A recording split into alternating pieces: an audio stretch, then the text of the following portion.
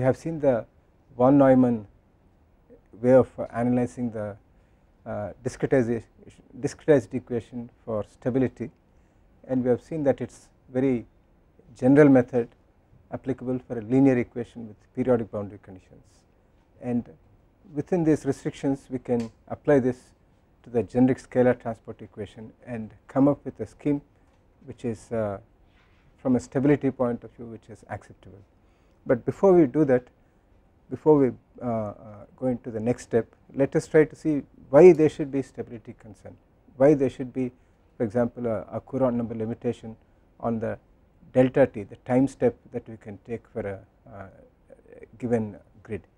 Okay, so there are probably many interpretations, but we can go back in interpreting the stability to the idea of the nature of the mathematical equation that we are trying to solve.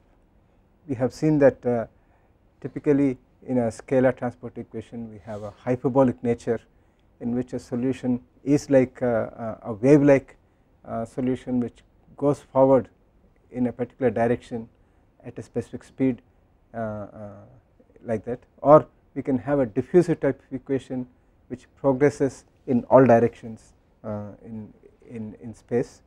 Okay, so we can, that means that the solution that we are looking at should also exhibit these kind of properties.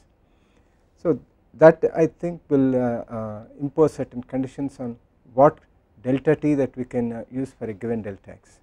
If you consider the simple case of the one dimensional wave equation,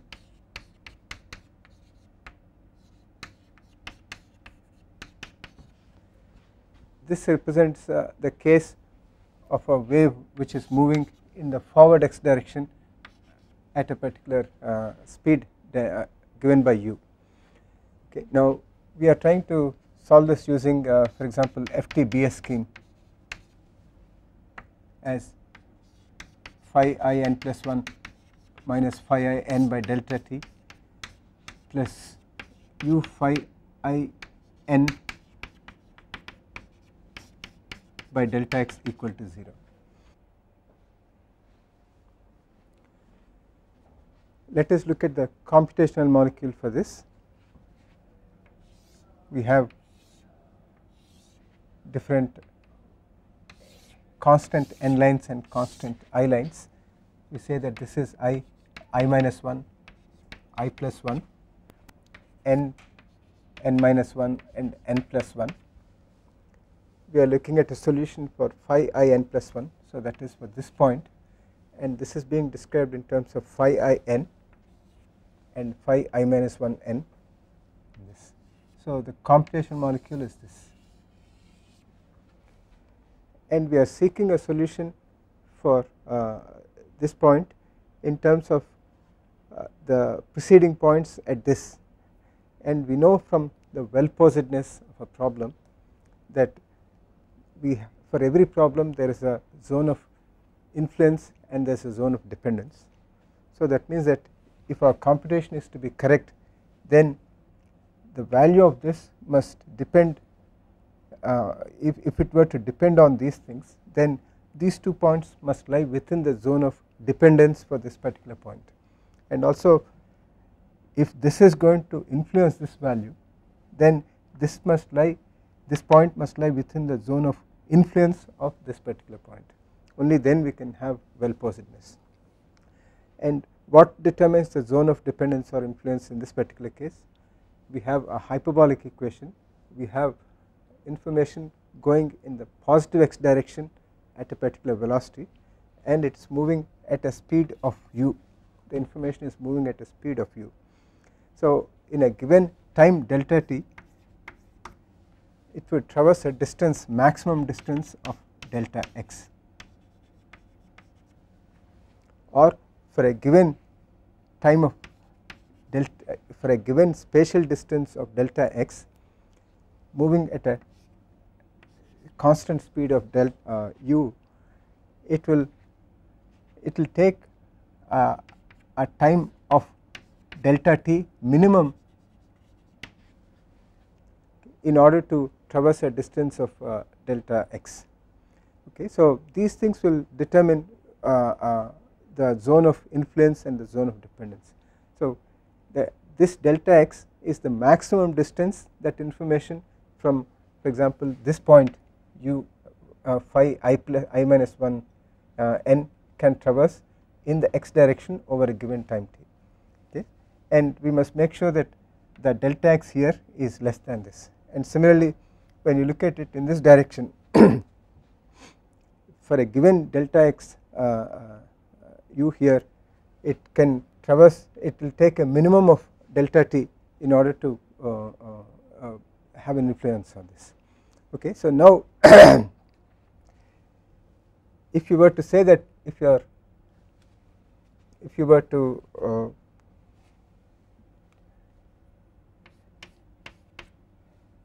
delta t maximum from here is therefore delta x max divided by u. Okay, and if you were to apply this to this particular case with a delta x of delta t. So for a given grid of delta x and for a given velocity of u, delta t max that is permissible is this. Okay, and therefore the used delta t, the delta t that we must use must be less than the maximum permissible value.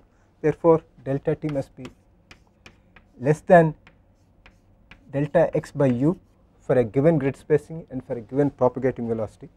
So this means that u delta t by delta x must be less than 1, and this is the Courant condition that we have derived as a stability condition for this. So if this condition is not satisfied, we are either attributing too high a velocity for the information from the wave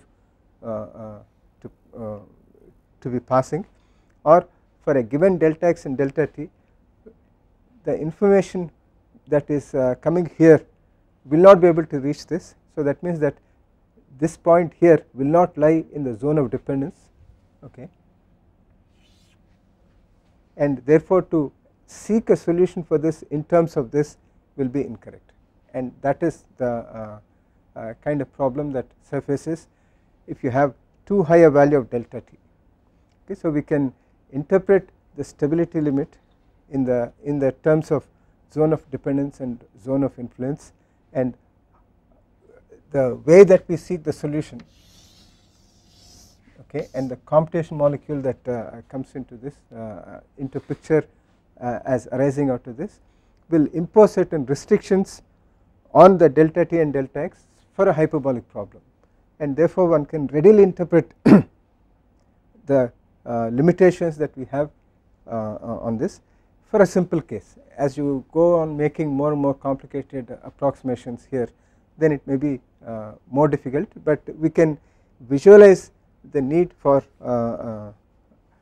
a time step limitation for a case like this from the physical argument that of zone of dependence and zone of influence.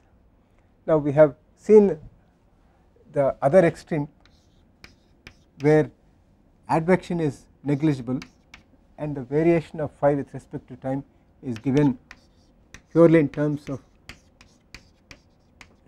diffusion. I think we might have used d for diffusivity, but let us just consider this. So this is the case which is a diffusive transient diffusion, and this is transient convection. The difference between a convection and a diffusion problem is that a convection problem has a hyperbolic nature. So that means that it moves at a velocity given by u in a particular direction, whereas diffusion information is propagating in all directions. Okay, so it is not and with constant diffusivity it is an isotropic thing. So it does not have a constant direction of propagation, and so the question as to why we should have a limitation on this arises. Okay, so here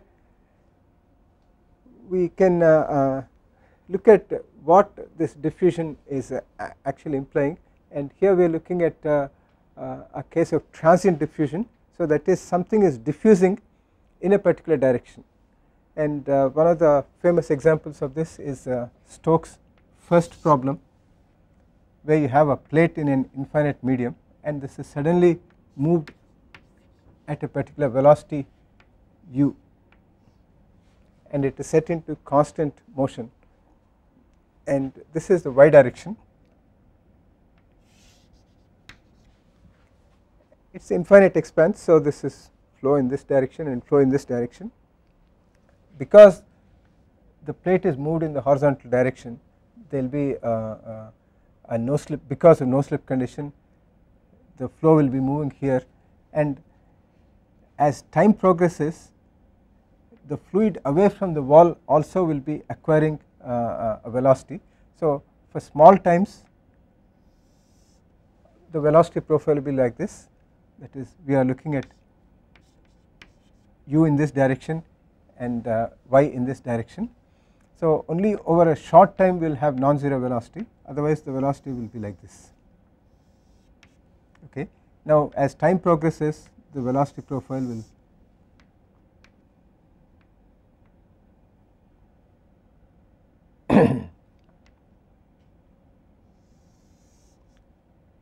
will keep on increasing, will keep changing as time increases.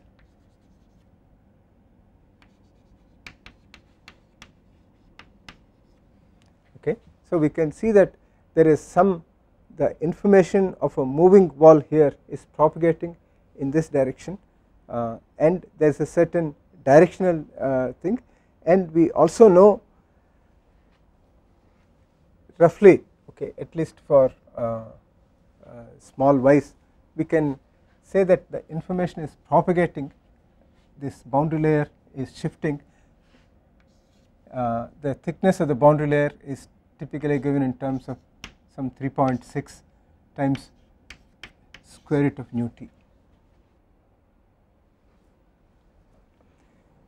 So from this we can, since the boundary layer is growing at this, we can find out the velocity of the movement of the boundary layer, and this will be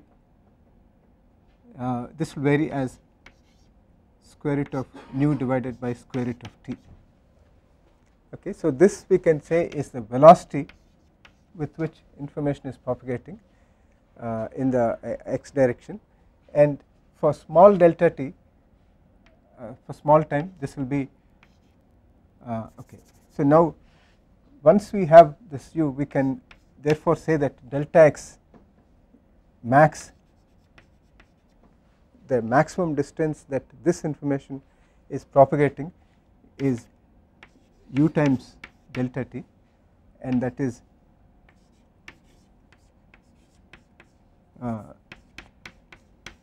and for small time steps we can say that this is roughly nu by delta t square root times delta t, or nu delta t square root.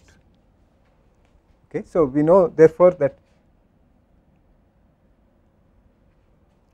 the delta t, we can now put this as delta x square max is nu delta t,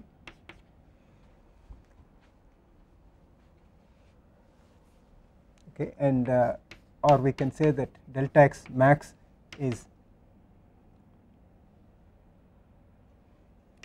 nu by delta x square for a given grid, and therefore our delta t must be less than nu delta x square. Okay. Now the factor of half and all those things may come from a more proper evaluation of this, but one can see that why there is a maximum delta t coming even from a diffusive case, because there is a certain velocity with which information is propagating from one grid point to another grid point, even in this particular case. So one can make these kind of arguments to understand why there would be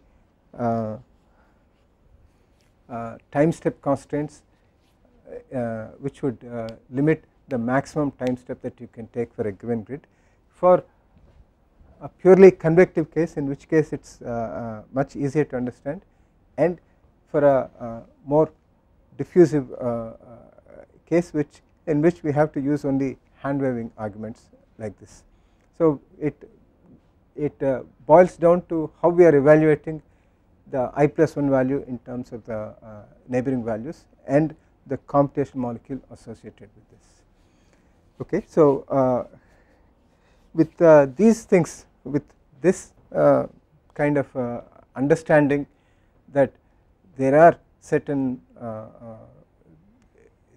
combinations of delta t, delta x and u diffusivity and all those things which limit the kind of approximations that we can take for a given partial differential equation, and also the limit of consistency that we must adopt.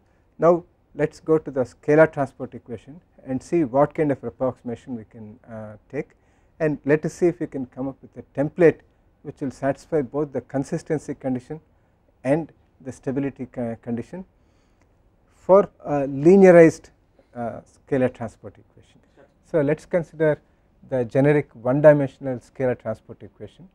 For simplicity, we are considering a case with no source terms, constant properties of the fluid and a constant given velocity. So in such a case, the scalar transport equation can be written like this in one dimensional form. We have the accumulation term, constant property is now we have divided everything by rho, all the terms by rho, which is the density, and u is the velocity of advection with which the scalar phi is being transported in the positive x direction. Gamma here is the diffusivity, and gamma by diffusivity, okay, the diffusion, for example the capital D that we have used, divided by rho here. In the case of momentum transfer, this gamma will be the dynamic viscosity and gamma by rho will be the kinematic viscosity. Okay. So gamma by rho here will have something like meter square per second as the unit. So this is the diffusion term in one dimension. So this whole equation is the scalar transport equation, and this can represent different momentum equations without the pressure gradient, because we have taken that the source term is 0 in this. So we can now consider an FTCS explicit scheme for this, and so we can write dou phi by dou t as phi I n plus 1 minus phi I n by delta t. We can write u d phi by dx as u phi I plus 1 n minus phi I minus 1 n divided by 2 delta x. So we are looking at it as a central in space, and we have this is also defined with central in space. So gamma by rho, which is assumed to be constant, phi I plus 1 n minus 2 phi n plus phi I minus 1 n divided by delta x square. So the overall scheme is first order accurate in time and second order accurate in space, and it is explicit.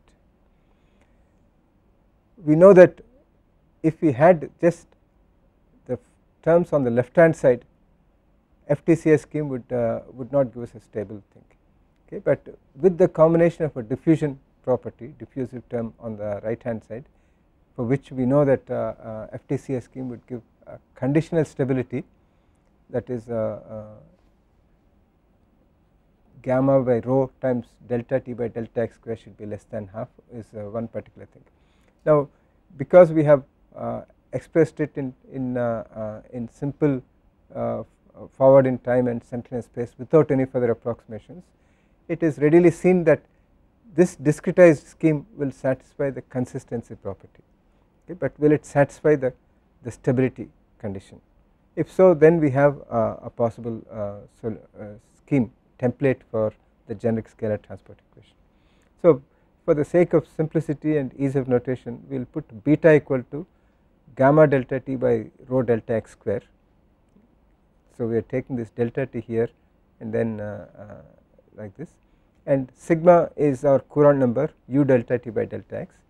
So we can see that the term associated, the combination of terms associated with the diffusive term and the Courant number associated with the advective term, both will appear in this, and by rearranging this we can write phi I n plus 1, which is the value that we are seeking, in terms of beta, okay, and gamma by 2 like this, beta plus sigma by 2 times phi I minus 1 n plus 1 minus 2 beta phi I n plus beta minus sigma by 2 phi I plus 1 n. So we have phi I minus 1 coming here, I plus 1 coming here, and we can see that in both cases we have beta term appearing from this, and we also have the Courant number term which is coming from this, and here we have no 2 in the denominator and here we have 2 in the denominator. So we have sigma by 2 which is coming here and beta which is coming from this, and we also note that when we take this phi I plus 1 to the right hand side, so that we can express in terms of phi I plus n plus 1 in terms of these, then this becomes minus sigma by 2, that is why we have a coefficient here, and phi I minus 1 in the convective term appears with a minus sign. So when we take it to the right hand side, this becomes plus sigma by 2, we have beta plus sigma by 2, and here it we have only this one, that is minus. When we take it to the right hand side, we have plus 1 here, and phi I n is appearing with 2 beta minus 2 beta here. So we have 1 minus 2 beta times phi I n. So we are expressing in the FT-CS scheme of this scalar transport equation phi I n plus 1 in terms of phi I minus 1, phi I and phi I plus 1. So we have a discretized equation. We can show that this is consistent. If we want to get stability, we can apply the Neumann analysis assuming periodic boundary condition, and we can derive an amplification factor G for this scheme to be given by G equal to 1 plus 2 beta cosine km delta x minus 1 minus j times sigma sine km delta x, where the km delta x is the phi that we have been using in this, and j is square root of minus 1, and beta and sigma are the parameters associated with the discretization scheme. And we can see that there is a real part associated with this, and there is an imaginary part associated with this, and we can plot the real and imaginary values of G on these axes here, and for different values of beta and sigma, once we fix these parameter values, we can plot G as a function of km delta x, and km delta x varies between 0 and pi. So for these things we will get a solution like this, okay, and we can see that there are two conditions that need to be satisfied here, and that beta here is less than half and sigma square must be less than 2 beta. So the dual conditions are that beta is less than half.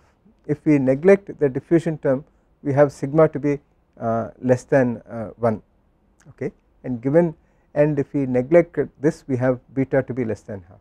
So here we have the dual condition that beta must be less than half, so that means that, and sigma square must be less than 2 beta, so that this G is always less than 1, and since beta has a maximum value of half, then 2 beta will mean that sigma has a maximum value of 1.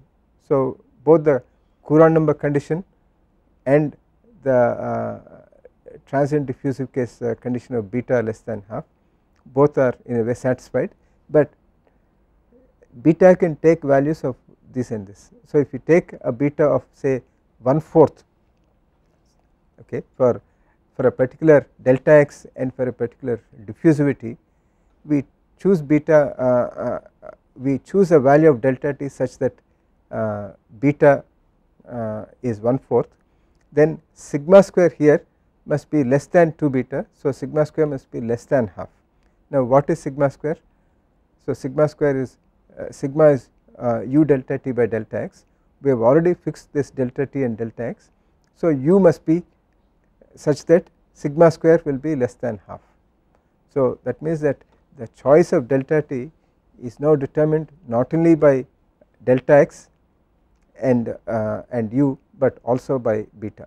So, you have to choose such a value of delta t which satisfies both this condition and this condition. Okay. So, you cannot say that I will take beta equal to half. For a given delta x I will choose delta t such that beta equal to half. If you take that and if you fix the value of delta t, and since you have fixed the value of delta x here, u must be such that the Courant number condition is satisfied. Okay. If that is not satisfied, then you have to choose a different delta t so that you satisfy this condition and this condition. So, the choice of delta t is a bit more tricky in this particular case, but it is possible to have a solution scheme of an FTCS explicit scheme which is conditionally stable for a certain choice of delta t and delta x for given diffusivity here and for a given velocity here. Okay. So, in that sense, and we know that this is a consistent scheme. So, as long as we choose beta and sigma properly, then we have a resulting discretization scheme, FTCS explicit scheme, which is consistent and stable, and therefore it can serve as a satisfactory template for the scalar transport equation. This gives us one possibility, which is first order in time and second order in space, and it is easy to get a solution using this. Okay. Now, even though it is stable, this particular discretization has a well known limitation, and the limitation is that the oscillations. Okay, so, the value of phi that is computed using this particular thing may produce a spatially oscillating solution which is not there in the original equation. Okay, so because of that, this and that is produced in a certain range of parameters. It is produced when Peclet number, which is defined, it is more like a mesh Peclet number. Peclet number is usually for example Reynolds number times Prandtl number, where Reynolds number characterizes the momentum transfer and Prandtl number is a property of the thermal diffusivity and momentum diffusivity. So, that we can define, since we have advection and diffusion, we can define a mesh Peclet number as rho u delta x by gamma here. So, the gamma is the associated to the diffusion and u is associated with the convection term. So, when the Peclet number defined like this, which is a function of the parameters appearing in the equation plus the mesh size that we have chosen, or the delta spacing delta x that we have chosen, if the Peclet number lies between 2 and 2 by sigma, where sigma is a Courant number, then we can have spatial oscillations produced artificially, that is in the numerical solution, but which are also stable. The oscillations will not grow with time, but they are there. Okay. And what this means is that a solution, a value of phi, for example phi may be a concentration or a mass fraction of a particular species, and it may have to lie between 0 and 1, or it may be a particular quantity which has to be only positive. For example, we will see that something like kinetic turbulent kinetic energy, which always has to be 0 or positive. So, they have a certain range in which the values can change. Now the computed solution may exhibit oscillation, because of which the solution may go out of bounds, it may become less than 0 or greater than the maximum value that it can go physically from a physical point of view. Okay, so for example, you can have a mass fraction which is negative or greater than 1, because the exact solution may be 0, but because of the oscillations that are produced in the numerical solution, it becomes 0 minus something at some spatial location and 0 plus something at some spatial location. Okay, so it is not able to exactly give you a value of 0 at a particular point. So because of that, you have a loss of boundedness, and that loss of boundedness is an undesirable property, because if a solution cannot be negative, and if at some point of the time you are taking a square root of that, then the computed solution will give a problem, because we expect it to be non-negative, and therefore we are taking a square root, but the computed solution has turned out to be negative because of the spatial oscillation that is introduced in this, and therefore when we try to take a square root, we get an error in the computation. Okay, so how to this loss of boundedness is undesirable in a numerical scheme. So even though we have a stable and consistent solution scheme using the FTCS approximation for the generic scalar transport equation, it is still not entirely satisfactory, because for certain range of parameters it is possible to get an unbounded solution, okay, or a loss of boundedness is possible in this. Now one way of getting out of this problem is to make sure that the Peclet number is always between these limits. Okay, so if and we can for example reduce the Peclet number. So we have sigma as always less than or equal to 1 effectively, or less than or equal to sigma square is so that means that there is a small region in which this can happen. So by reducing the grid spacing effectively, we can get around this particular problem.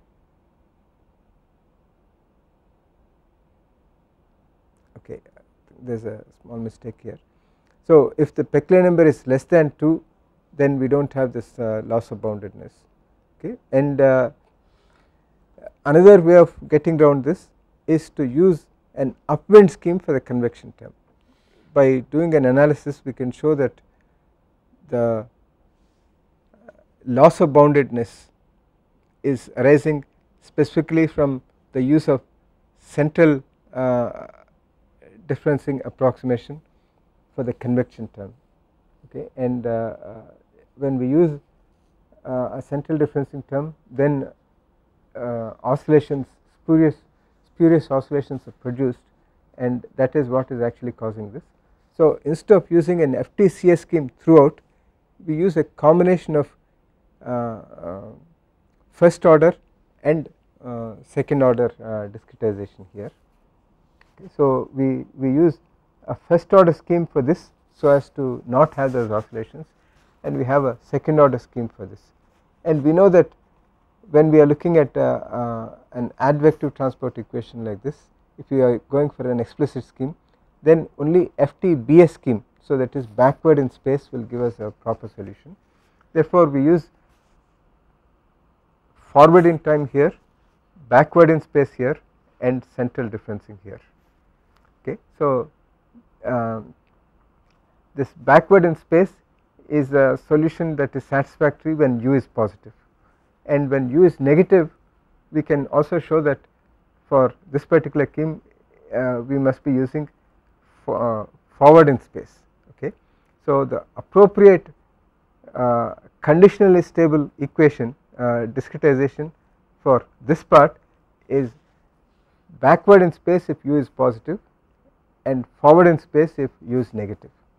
So in both cases what we are actually saying is that the scheme must be an upwind scheme, okay. So that means that we should always take the value of if u is positive, then we must be using we must be taking it in, we must be taking this derivative, this difference in the direction of u, okay. So if u is positive, we take I minus 1, if u is negative, then we take I plus 1 minus I. So it is coming, we are going in the negative x direction, which is going in the same direction as u. So that is why it is called upwind scheme. We can look at it in that way, that the differencing approximation that we use for the spatial derivative dou phi by dou x should be chosen in such a way that if it always follows the direction of u. If u is positive, then it is going from in the positive x direction, so we take it as I minus 1, and if u is negative, we take it to be coming from I plus 1 to I, so that is in the negative x direction, so it will be I plus 1 minus I by delta x. So that particular scheme is called an upwind scheme. So we make use of upwinding scheme for the convective term, assuming that u is greater than 0, so that it is backward differencing, and we do like this, and this means that your phi I n plus 1 is expressed in terms of beta I minus 1 times beta I minus 1 n, and 1 minus 2 beta minus sigma times phi I n, and beta plus I plus 1 n in the FTBSCS scheme for the entire thing.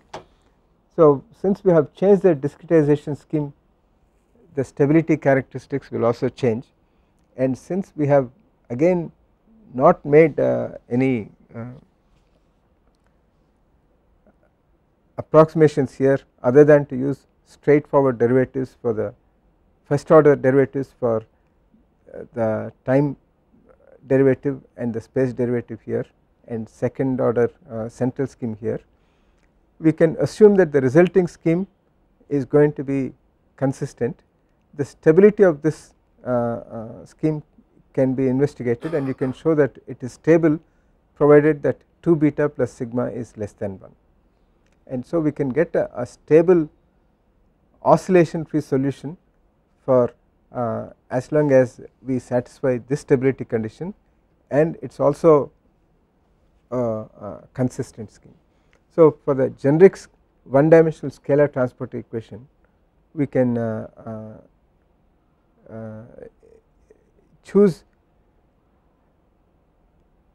an upwind scheme for the convection term and a central differencing scheme here for the diffusion term, and a forward in time for the time dependent term, okay. So using this we can come up with a conditionally stable consistent scheme, which if we apply will guarantee convergence for this linear scalar transport equation, and if it is nonlinear, we can linearize it around a particular point, therefore in such a way that u is constant and this diffusivity is constant, and we can express it in this way. So without worrying about the source terms, we can therefore derive a particular scheme which is not only consistent but also stable, and it also produces an oscillation free bounded solution for this particular case, okay. So in that sense this is a scheme which can be recommended. Now will it give us a satisfactory solution, will it give us the exact solution? That is not very certain, because we are making approximations here, and typically when we make these approximations we have two kinds of errors that are introduced. So we will discuss these errors, and then we will see what kind of errors we may expect in this, and how these errors will pose limitations on the scalar transport equation that we want to solve. In our generic equation, we have a time dependent term, advection term, diffusion term, and a source term. If the source term is such that it does not depend on the phi, okay, the scalar that we are conserving in the scalar transport equation, then the source term does not have much role to play in determining the stability or the consistency. Okay, we do not have to worry about that. But if it is, then we also have to include that in overall analysis, and then see whether it introduces stability problems and so on. So let us leave aside the source term, and if we consider the diffusion term usually does not pose any problems. We can have and it is very easy to write a second order accurate approximation for the diffusion term. So as long as we are using straightforward second order approximations, then we do not usually have consistency problems, and we do not have too much of a problem with the term because it is second order accurate. The most problem that we have is with the convective term, so that is u dou phi by dou x, and this particular thing we have seen if we were to use for the simple wave equation forward differencing with a positive u, it will give us a unsatisfactory solution, it will give an unstable solution, and even a central scheme will give us unsatisfactory solution, okay, and backward scheme will give us a conditionally stable scheme, okay, but backward scheme only is only first order accurate. Now if you want to make it higher order accurate, then we have the difficulty that we, for example, we cannot use a central differencing straight away, okay. So but because we have because we know how to derive one sided approximations for any derivative, we can go back to that, and then for example we have dou phi by dou x, and this can be represented as a phi I plus b phi minus b phi I minus 1, and this is first order accurate.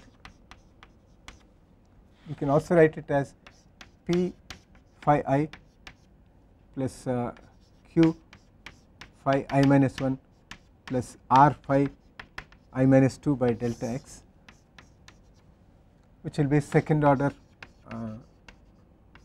accurate, okay. So both this and this are backward schemes, and we can get at least a conditionally stable solutions with these things. We can also make it third order accurate, okay. So we can increase the accuracy of this, and for a third order accurate there is a method called quick scheme which became very popular, and this is a third order accurate approximation for the convection term, and that gives us good accuracy, and it has been used. But whenever we go from first order accurate to second order accurate or third order accurate or any higher order accurate solutions, then it is possible to get dispersion error.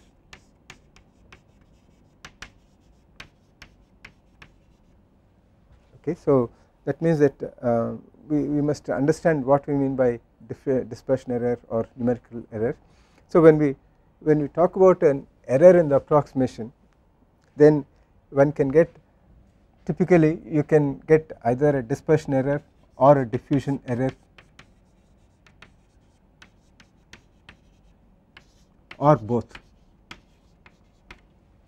What we mean by diffusion error is that if you consider a hyperbolic solution, a wave which is propagating in a particular direction with a particular amplitude at a particular speed, then a pure diffusion error will mean that the wave will be propagating in the same direction at the same speed, but with an amplitude which is reducing with time. Okay. So if you have a solution, for example, like what we had seen here, this is a square pulse, and after some time it is propagating at the same speed. It will not be like this, it will be like this, and after some more time it will be spread out like this. So it is propagating in the positive at x direction at a constant u. Okay.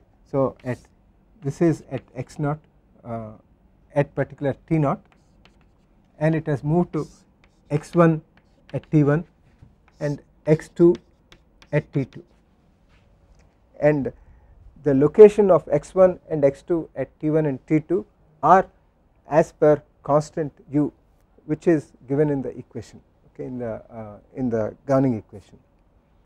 And this is what we get with a purely diffusion error. If you have a dispersion error, then typically what happens is that the wave speed will not be the same, and a pure dispersion error will mean that the amplitude will remain more or less the same, but the shape of this, in addition to this, typically we may have some oscillatory solution like this and oscillatory solution like this, like that, and the precise shape of this thing will depend on what kind of initial function that we have. Okay. So in this particular case we will have an amplitude which is preserved in a pure dispersion error, but you will have oscillation so that it will be more than the maximum value and less than the minimum value, like this, and these oscillations are stable oscillations. Okay. These are spatial oscillations in the sense that they are varying with respect to the spatial position. Okay, but it is not an unstable method. Okay, we can also have an unstable scheme in which the oscillations are growing with time, but even under stable conditions we may be getting a spatially varying thing where there is no spatial variation other than the f of x. So this dispersion error effectively means that we have a wave speed which is a function of wavelength. Okay, and in order to understand, we can go back to the Fourier series expansion of a given function, and we have said that a Fourier series expansion for a periodic function will have finite number of wave components of different wavelengths, the smallest wavelength being 2 delta x and the maximum wavelength being 2L. Okay, so we can have a wave small as this, and we can have a large wave, and we can have something in between also, and a particular functional variation f of x at a particular time is given by a contribution from this, a contribution from this, and a contribution from this. Okay. So now if you have a dispersive discretization of this, then the velocity of each wave component will be a function of the wavelength. Okay. So in a purely diffusive scheme, all these wave components will have the same velocity u, which coincides with the true solution, but in this particular case you will have a ud, dispersive wave velocity, which is a function of lambda, where lambda is the wavelength of this, and given that the initial function f of x will contain contributions from each of these, you will find that these wave components will be moving at different speeds, so that at time equal to t1, not all of them will have reached the point x1, okay. And in the linear wave equation,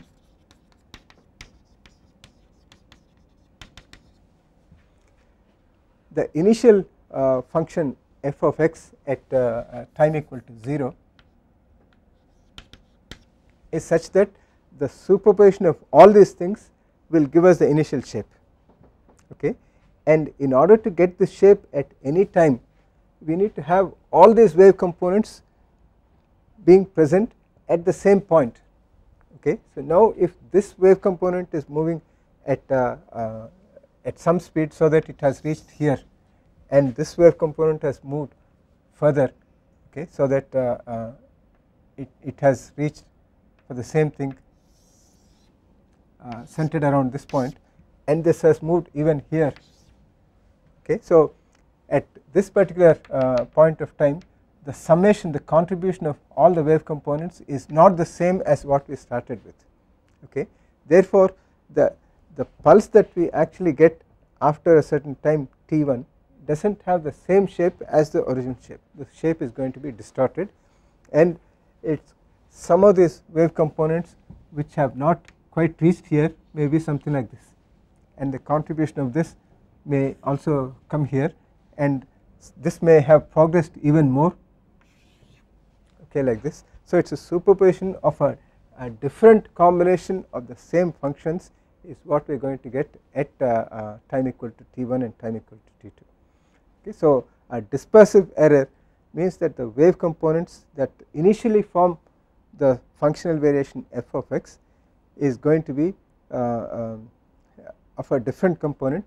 Therefore we see that although initially we have a square shape like this, after some time we see some wave components falling out of this initial box, some which are lagging behind, some which are moving forward, okay. So this kind of spurious variations which are not there at time equal to t0 are introduced because a dispersive error introduces a wave speed which is a function of the lambda here, okay, the wavelength of the particular wave component. And it can be shown that for a first order derivative for the convective term like this, any scheme which is more than first order will introduce a dispersive error. So if you, in the interest of increased accuracy, you want to go to a second order scheme or a third order scheme, then you are introducing dispersive error which may not be so good. And if you are in the interest of having an oscillation free solution, if you want to have only first order scheme, either the backward differencing for positive u or the forward differencing for negative u, okay, essentially the upwind scheme, then you are stuck with only first order accuracy, okay. So you have to choose between first order accuracy with an oscillation free solution or higher order accuracy with spatial oscillations which may not be so desirable. So neither of which is really satisfactory, okay. So that is why we, even if you have a stable consistent scheme, because of the dispersive and diffusive errors that arise from both the especially from the advection scheme, we will not get we may not get an entirely satisfactory solution, we may not get an exact solution for a given scheme, and we have to use more advanced methods which contain to some extent the dispersive errors that are introduced by going for higher order accuracy, okay. So essentially what they try to do is that when these dispersive errors have their presence felt when you have strong gradients, for example you have a strong gradient here as you go from this value to this value, and again when you come down from this value to this value you have a strong gradient. So in the regions of the strong gradients, the effect of the dispersive error becomes most pronounced. And so For example, there is TVD schemes are one such family of schemes methods by which the dispersive error arising from these higher order schemes like the quick scheme or these things is suppressed in the presence of large gradients and only in the presence of large gradients to such an extent that the oscillation is reduced. Okay. So, using those kind of TVD schemes which try to detect where an oscillation is possible and put enough damping in the oscillation so that you get a proper solution. Okay. So, that kind of approach has resulted in making much better discretization of the advection schemes, okay, which using which we can increase the accuracy of discretization and still get a stable solution. Okay. So, let me just plot the different kind of solutions that we may get with the different schemes. Let us say that we have this is the wave which is propagating in the x direction at a particular u. Okay. So, if we use a first order scheme which is for example, in this particular case first order upwind scheme. So, that is backward difference scheme for this, we introduce heavy diffusion error. So, that after some time this particular wave should have, okay, let us say that this is the midpoint, okay, and this is the spread of the wave and this is the ideal position and the spread of the wave is like this. So, ideally it should be like this, but we may find it okay. So, this is what we may get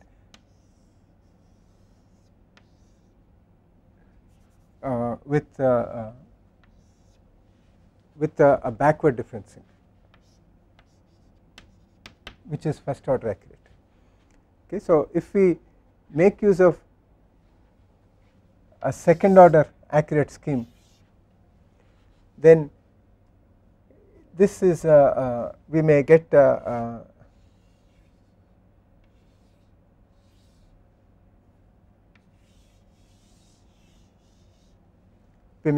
more oscillations than what we have here, okay, and especially around this point and around this point. And if we use TVD schemes, then we recover almost the exact shape. So, we are expecting a solution like this. If this is the exact solution, we may get a solution which follows almost like this.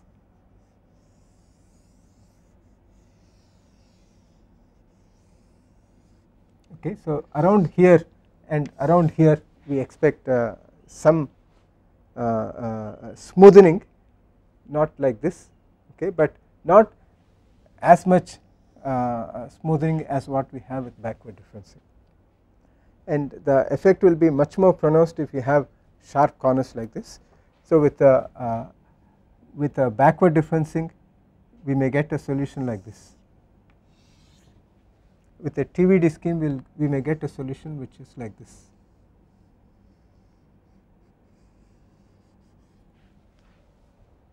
Okay. So, that means that it may also be it may go much closer.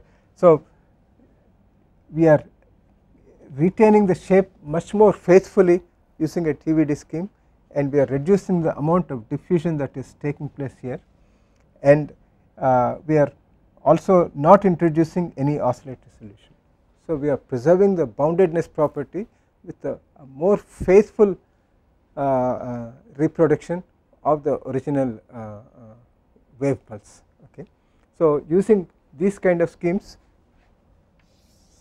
we can get more accurate solution, but this is not the appropriate time to look at the theory behind TVD schemes and why they function and how they enable a solution. Okay. But these kind of things are available in the literature, and interested person can go and read them. So what we can therefore say is that we, for a generic scalar transport equation, we have forward in time upwinds for the advection term and a second order central scheme for the diffusion term will give us an oscillation free solution with some amount of smearing that is coming forward more than what is inherently there because of the advection term, and if necessary, if that smearing is found to be too much, then we have to go for more advanced schemes like TVD schemes and so on. So with this we can say that we know how to solve the generic scalar transport equation. We will now see how we can go and look at the solution of all the equations together.